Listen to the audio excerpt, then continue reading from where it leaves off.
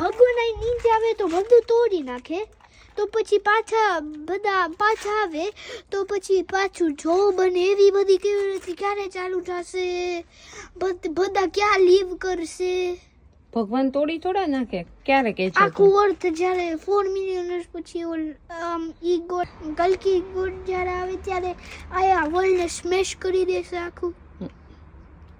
જ્યારે બહુ બધા પાપીઓ, બધા બેડ ગાઈસ બહુ વધી જશે ને વર્લ્ડમાં, ત્યારે છે ને વિષ્ણુ ભગવાન એઝ અ કલ્કી બોર્ન થશે. હા, પણ પછી પાછું બધું અર્થનું સેમ હશે કે ડિફરન્ટ બધું થઈ જશે? That how would I know Niman? કે પછી હાઉસીસ બધા પાછી કેવી રીતે બનશે? પછી બધું પહેલેથી from scratch everything will happen. એ ખરે? ફ્રોમ સ્ક્રેચ એટલે પહેલેથી સ્ક્રેચ થી બધું ચાલુ થશે. 1 year, 2 year, 3 year. યસ, પહેલેથી ચાલુ થશે, પછી આખી લાઈફ પહેલેથી સ્ટાર્ટ થશે.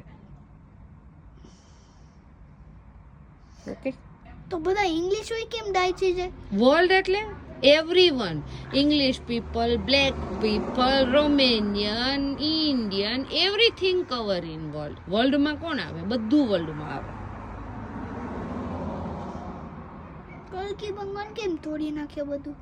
કલ્કી ભગવાન કેમ તોડી નાખે? હા, પણ કેમ તોડવું પડે આખું વર્લ્ડ? એવું ભગવાન તોડી ના નાખે. જ્યારે બહુ પછી છે ને ત્યારે બહુ બધા બેડ ગાઈઝ વધી ગયા હશે, તો કેવી રીતના આપણે બે અહીંયા ટોક કરીએ છીએ એમ કરી બી ના શકીએ, એવું થઈ જાય ને ત્યારે ભગવાન આવશે.